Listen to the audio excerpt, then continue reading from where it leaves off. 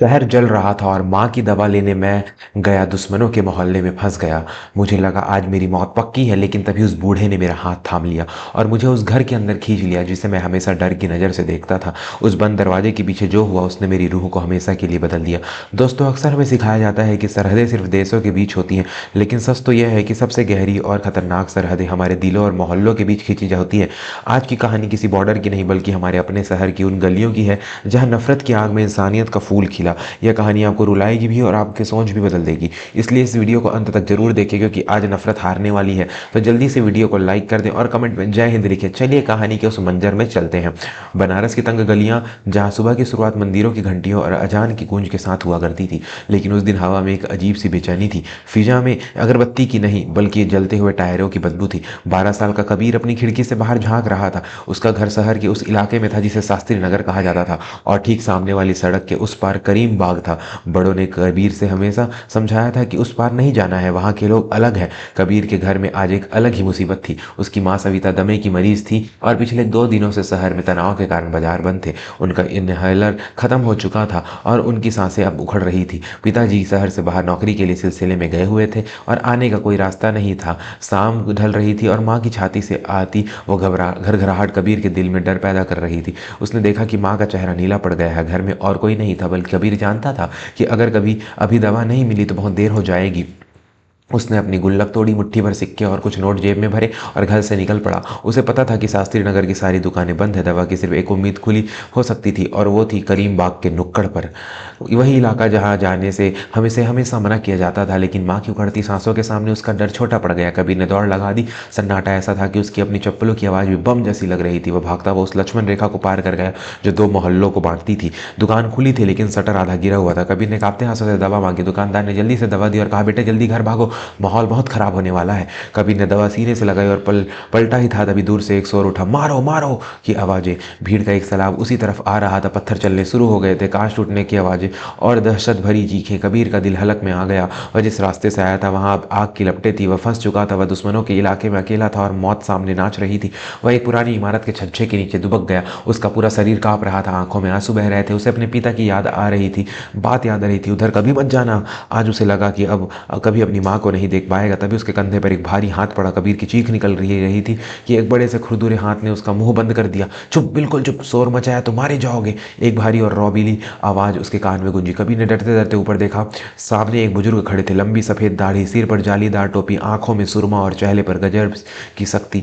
यह वही हुलिया था जिसके कबीर को डरना सिखाया गया था। वह रहमत चाचा थे, उस मोहल्ले के सबसे रसूखदार और सख्त मिजाज बुजुर्ग। कबीर ने छूटने की कोशिश की, लेकिन रहमत चाचा की पकड़ लोहे से ऐसी मजबूत थी। उन्होंने कबीर को घसीटते हुए अपने लकड़ी के भारी दरवाजे के पीछे धकेल दिया और तुरंत अंदर से कुंडी लगा दी।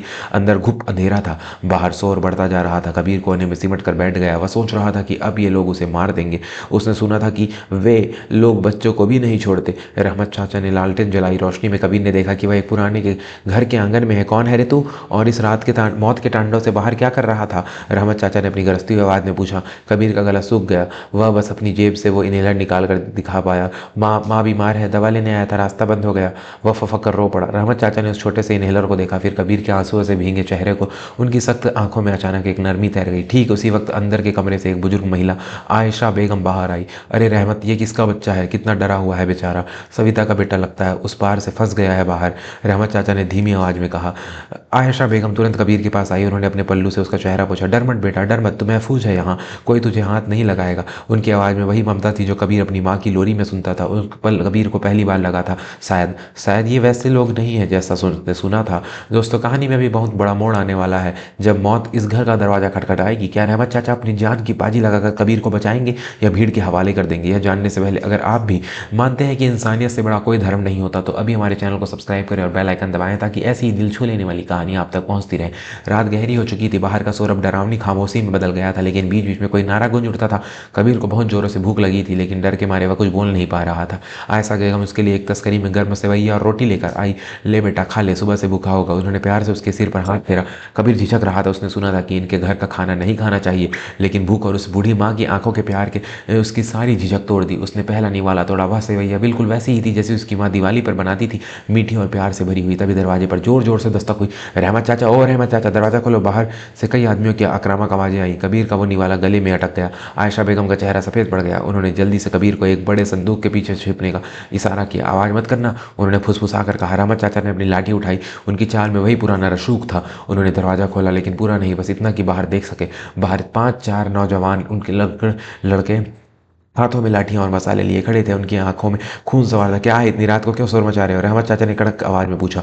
वो लड़के उनमें से एक लड़का बोला, चाचा खबर मिली है कि उस मोहल्ले का कोई लड़का इधर देखा गया है, कहीं आपके घर में तो नहीं छिपा है?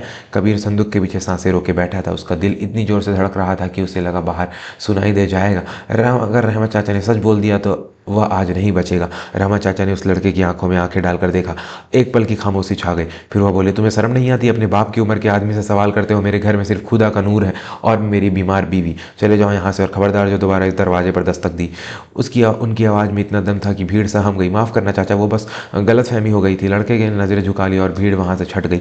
रहमत चाचा ने दरवाज़ा बंद किया और गहरी सांस ली। उनकी पीठ पसीने से भीग चुकी थी। कबीर संदूक के पीछे से बाहर निकला। वह दौड़कर रहमत चाचा के पैरों में गिर गया और रोने लगा। आज एक दुश्मन ने उसे अपनों से बचाने के लिए झूठ बोला था। उठो बेटा उठो। रहमत चाचा ने उसे उठाया और सीने से लगा लिया। उस गले मिलने से न कोई हिंदू था न कोई मुसलमान। वहाँ सिर्फ एक डरा हुआ बच्चा और एक बुजुर्ग रक्षक था। पूरी रात कबीर सो नहीं पाया। वह बस यही सोचता रहा कि माँ कैसी होगी, वह क्या सांस ले पा रही होगी। रहमत चाचा भी पूरी रात जागते रहे। अपनी पुरानी कुर्सी पर बैठकर लाठी हाथ में लिए पहरा देते रहे। सुबह की पहली किरण के साथ अजान हुई। माहौल थोड़ा शांत था, लेकिन खतरा भी टला नहीं था। रहमत चाचा ने कबीर को एक बड़ा सा शॉल ओढ़ाया जिससे उसका चेहरा छिप जाए। चलो बेटा, अब तुम्हें तुम्हारी माँ के पास पहुंचाने का वक्त आ गया है, उन्होंने कहा। कबीर ने डरते हुए पूछा, चाचा अगर किसी ने देख लिया तो? रहमत चाचा ने मुस्कुराते हुए अपनी टोपी ठीक की और बोले, जब तक रहमत जिंदा है तुझे खरोच भी नहीं आएगी। तू मेरा मेहमान है और मेहमान की हिफाजत करना हमारा सबसे बड़ा फर्ज है। वे घर से निकले। गलियों में जले हुए रिक्शे और पत्थर बिखरे पड़े थे। हर कदम पर कबीर का दिल बैठा जाता।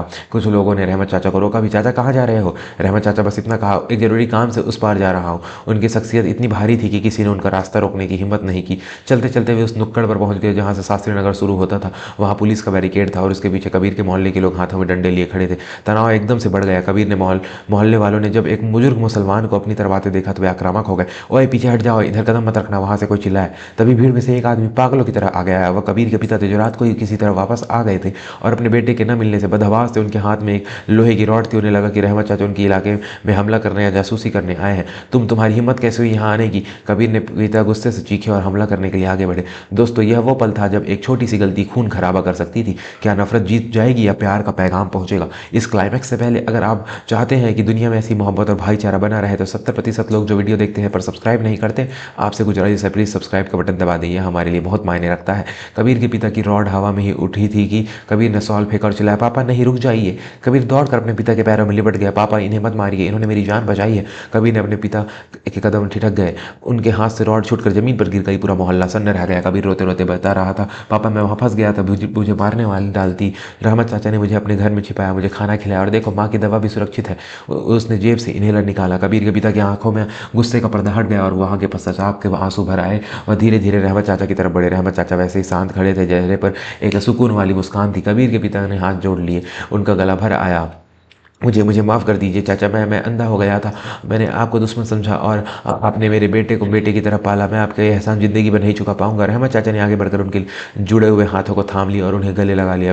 कैसा एहसान बेटा, बच्चे तो साझे होते हैं, चाहे राम का हो या रहीम का। जब बच्चा रोता है तो आंसू का रंग एक ही होता है। मैंने बस अपना फ़र्ज निभाया है। वहाँ खड़ी दोनों तरफ की भीड़ जो एक दूसरे को मारने काटने पर उतारू थी, सिर झुकाए खड़ी थी। शर्मिंदगी और एहसान के हथियारों को ज़मीन पर रखवा दिया गया।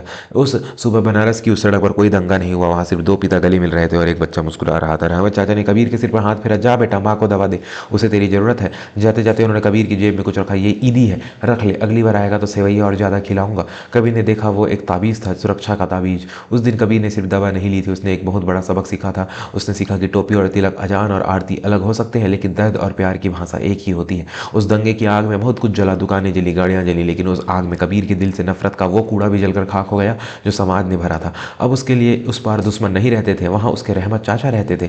निष्कर्ष दोस्तों, ये कहानी हमें सिखाती है कि नफरत करना बहुत आसान है, उसके लिए बस एक चिंगारी चाहिए, लेकिन मोहब्बत करने के लिए, इंसान को बचाने के लिए जिगर चाहिए, रहमत चाचा जैसा जिगर। आज हमारे समाज को ऐसे ही फरिश्तों की जरूरत है जो सरहदों और जहबों को ऊपर उठकर इंसान को इंसान समझे। याद रखिए, जब खून बहता है वो लाल ही होता है, उस पर धर्म का लेबल नहीं लगा होता। अगर इस कहानी ने आपकी आंखों में नमी नम किया है, तो दिल को छुआ है, तो अपने हर एक दोस्त, हर एक रिश्तेदार के साथ शेयर कीजिए। शायद ये कहानी किसी के दिल में नफरत मिटा सके। कमेंट बॉक्स में ज़रूर बताएं कि आप किस शहर से वीडियो देख रहे हैं, हम जानकर बहुत खुशी होगी। और हाँ, जाने से पहले चैनल को सब्सक्राइब करना ना भूलें और उस घंटे का बटन भी दबा दें। हम फिर मिलेंगे एक नई कहानी, एक नए जज्बात के साथ। तब तक अपना और अपनों का ख्याल रखें। इंसानियत जिंदाबाद। जय हिंद।